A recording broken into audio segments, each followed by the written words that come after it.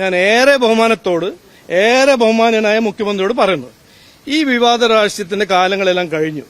നിങ്ങളെ ഇൻവൈറ്റ് ചെയ്തിട്ടുണ്ട്. നിങ്ങളൊപ്പം ഒരു മന്ത്രി വരണമെങ്കിൽ നിങ്ങൾ അത് ഗവൺമെന്റിനോട് പറഞ്ഞ എന്താണ് 7 ദിവസം മുമ്പ് പറയാത്തത്? ഈ പ്രോട്ടോകോൾ പ്രകാരം പറഞ്ഞിട്ടുണ്ടായിരുന്നില്ല. ആര് പറഞ്ഞിട്ടുണ്ടായിരുന്നില്ലല്ലോ എന്നാണ് ഞാൻ മനസ്സിലാക്കുന്നത്. മുഖ്യമന്ത്രിയെ ഇൻവൈറ്റ് ചെയ്തില്ലേ? ഇനിയിപ്പോ മുഖ്യമന്ത്രി അല്ലേ ഹെഡ് ഓഫ് സ്റ്റേറ്റ്. ഇവിടെ റെയിൽവേ ആണോ, ഹൈവേ ആണോ, വീടാണോ, കുടിവെള്ളമാണോ, ഗവൺമെന്റ് ഓഫ് ഇന്ത്യ ഇനോഗ്രേറ്റ് ചെയ്യുന്ന പരിപാടിയിൽ മുഖ്യമന്ത്രിനെ ക്ഷണിച്ചു. മുഖ്യമന്ത്രി വരുന്നു. ഇനിയിപ്പോ മുഖ്യമന്ത്രിയുടെ ഒപ്പം മരുമകനും വരണമെന്ന് അദ്ദേഹത്തിന്റെ ഒരു നിർബന്ധം ഉണ്ടെങ്കിൽ 7 ദിവസം മുമ്പേ എഴുതി പറഞ്ഞില്ല. മറ്റൊരു വകുപ്പ് കൈകാര്യം ചെയ്യുന്ന മന്ത്രിയല്ലേ, സ്വാഭാവികമായിട്ടും റോഡുമായി ബന്ധപ്പെട്ട കാര്യങ്ങൾക്ക് PW മിനിസ്റ്റർ വിളിക്കേണ്ടത് ഒരു അത്യാവശ്യമല്ലേ? അല്ല, അത് നിങ്ങളാണോ തീരുമാനിക്കേണ്ടത്? അല്ല, എനിക്കറിയില്ല. നിങ്ങളത് തീരുമാനമായിട്ട് പറയാണോ, നിങ്ങളുടെ അഭിപ്രായമാണോ? എന്റെ അഭിപ്രായം ഞാൻ ഇന്ന് പറയുന്നു. കേരളത്തിൽ വരുന്ന പ്രധാനമന്ത്രി കേരളത്തിന് വേണ്ടി പ്രോഗ്രാംസും പദ്ധതികൾ ഇനോഗ്രേറ്റ് ചെയ്യുമ്പോൾ മുഖ്യമന്ത്രിനെ ക്ഷണിക്കുന്നു. മുഖ്യമന്ത്രിന്റെ ഒപ്പം മുഖ്യമന്ത്രി തീരുമാനിക്കണം ആരെല്ലാമാണ് വരേണ്ടത്. മുഖ്യമന്ത്രി അതിനെക്കുറിച്ച് ഒരു പ്രശ്നമുണ്ടെങ്കിൽ 7-8 ദിവസം മുമ്പേ എഴുതി സംസാരിച്ച് പറയണം. എന്തുകൊണ്ട് പറഞ്ഞില്ല? അതാണ് നിങ്ങൾ ചോദിക്കേണ്ടത്. ഞാൻ ഗവൺമെന്റ് ഓഫ് ഇന്ത്യ അത് ഓക്കെ, അത് എനിക്ക് ഓർമ്മയുണ്ടല്ലോ. വിഴിഞ്ഞത്തില് ഇതേ റിയാസ് പറഞ്ഞല്ലോ ഇത് അല്പത്തരമാണെന്ന്. ഇതെല്ലാം നോക്കൂ, നിങ്ങൾക്കുണ്ടല്ലോ സാമാന്യ ബുദ്ധിയും, ഇത് കാണുന്ന ജനങ്ങൾക്കുണ്ടല്ലോ. ഇതെല്ലാം ഇലക്ഷന്റെ മുമ്പ് ശ്രദ്ധ തിരിക്കാൻ, ഇവിടെ എന്താണ് അനൗൺസ് ചെയ്യാൻ പോകുന്നത് അതിന് എങ്ങനെയെങ്കിലും ശ്രദ്ധ തിരിക്കാൻ ഇവരൊരു ഡെസ്പറേറ്റ് ആയ ഒരു പൊളിറ്റിക്കൽ തന്ത്രം. അത് നിങ്ങൾ മനസ്സിലാക്കണം. നാടിനു വേണ്ടി ഇന്ന് പ്രഖ്യാപിക്കാൻ പോകുന്നത് റെയിൽവേ പ്രോജക്ട്, ഹൈവേ പ്രോജക്ട്, ഇതെല്ലാം ജനങ്ങൾക്ക് ഗുണം ചെയ്യുന്ന പ്രോജക്റ്റാണ്. എങ്ങനെയെങ്കിലും ഇതിന് ശ്രദ്ധ തിരിക്കാൻ ഒരു വിവാദം സൃഷ്ടിക്കുക, അതാണ് ഇവരുടെ തന്ത്രം. അത് അവർ ചെയ്യുന്നു. ഞാൻ അതിനുവേണ്ടി എന്റെ ഒരു അഭിപ്രായം പറയുന്നു. മുഖ്യമന്ത്രി ഉൾപ്പെടെ എല്ലാ മന്ത്രിമാരെ ചടങ്ങ് ബോയ്ക്കോട്ട് ചെയ്യണം. നേരത്തെ പറ്റിയിട്ടുള്ള ഈ ഒരു ടെക്നിക്കൽ എറർ ആണെങ്കിൽ അത് പൂർണ്ണമായിട്ട് സംസ്ഥാനത്തിന്റെ തന്നെയാണോ? ഞാൻ മുഖ്യമന്ത്രി ഒരു മുതിർന്ന നേതാവാണ്. ഇനി കൂടുതൽ എനിക്ക് പറയാൻ അങ്ങനെ ഞാൻ വലിയ നെഗറ്റീവായിട്ട് പറയുന്ന ആളല്ല. പക്ഷെ ഇതെല്ലാം ഇലക്ഷന്റെ മുമ്പ് ഒരു തന്ത്രമാണ്. എങ്ങനെയെങ്കിലും ജനങ്ങളെ ശ്രദ്ധ തിരിക്കുക.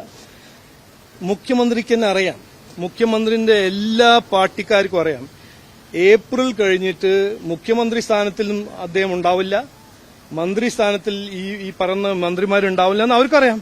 അപ്പൊ ഈ അടുത്ത 30 ദിവസം വിവാദങ്ങൾ സൃഷ്ടിക്കുക, നാടകം ചെയ്യുക, ഇതൊരു ഭരണനാട്യമാണ്. ഈ സ്റ്റേറ്റ് ഗവൺമെന്റ് കൊടുത്ത ലിസ്റ്റിൽ ഇവരുടെ ആരുടെയും പേരുണ്ടായിരുന്നിട്ടില്ല എന്നാണ് അങ്ങ് മനസ്സിലാക്കുന്നത്. അങ്ങനെയാണോ? അല്ല, നിങ്ങളല്ലേ പറയുന്നത്. എനിക്ക് ലിസ്റ്റ് ഞാൻ കണ്ടിട്ടില്ല, അവരാണ് അയക്കുന്നത്.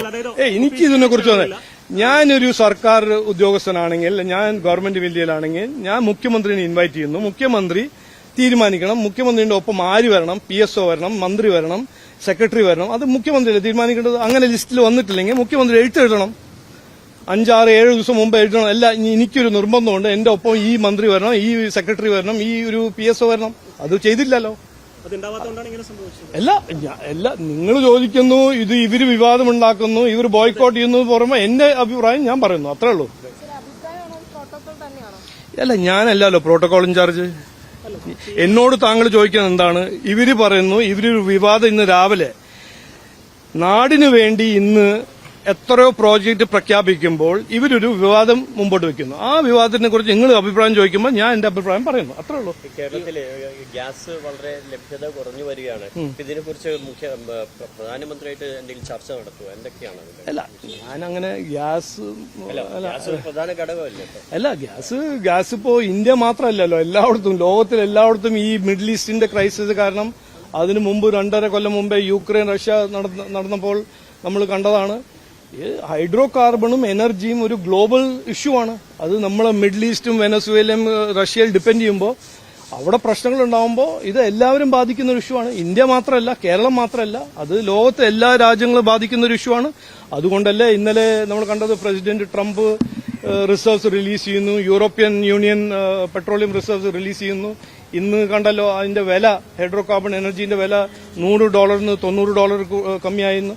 ഇതെല്ലാം ഒരു ഗ്ലോബൽ ഇഷ്യൂസ് ആണ്. നമ്മളിപ്പോ ഇവിടെ ഇരുന്നിട്ട് അതിനെക്കുറിച്ച് ചർച്ച ചെയ്തിട്ട് വേണമെങ്കിൽ ഈ റിയാസുമായി ബന്ധപ്പെട്ട വിവാദം ഒഴിവാക്കാൻ കഴിയുമായിരുന്നില്ലേ? അല്ല, ഇതെല്ലാം എന്റെ അഭിപ്രായം ചോദിക്കുകയാണോ? അല്ല നോക്കൂ, പൊളിറ്റിക്കൽ തന്ത്രം, രാഷ്ട്രീയ തന്ത്രത്തിന്റെ ഭാഗമായി വിവാദ രാഷ്ട്രീയം ചെയ്യുന്നവർ വിവാദം മാത്രമേ ചെയ്യുള്ളൂ. ഇതില് നമുക്ക് ആർക്കും സംശയം ഉണ്ടാകാൻ പാടില്ല. ഇന്ന് ഇതല്ല വേറെ എന്തെങ്കിലും നടന്നെങ്കിൽ വേറെ വിവാദം ഉണ്ടായിരുന്നേ. വിഴിഞ്ഞത്തിൽ നമ്മൾ റിയാസ് കണ്ടല്ലോ. ഞാൻ അവിടെ ഇരുന്നപ്പോൾ, മുൻ മന്ത്രിയായിട്ട് ഇരുന്നപ്പോൾ അല്പത്തരമാണ് പറഞ്ഞു നടക്കുന്ന ആളാണ് റിയാസ്. അപ്പൊ ഇവർക്ക് വേറെ ഒന്നും പറയാനില്ല. അടുത്ത 30 ദിവസം വിവാദം മാത്രം ചെയ്യാൻ പോകുന്ന രാഷ്ട്രീയക്കാരാണ് ഈ കോൺഗ്രസും CPM-ഉം. ഇതല്ലെങ്കിൽ വേറെ എന്തെങ്കിലും പിടിക്കും, അതല്ലെങ്കിൽ മൂന്നാമത്തെ കാര്യം പിടിക്കും.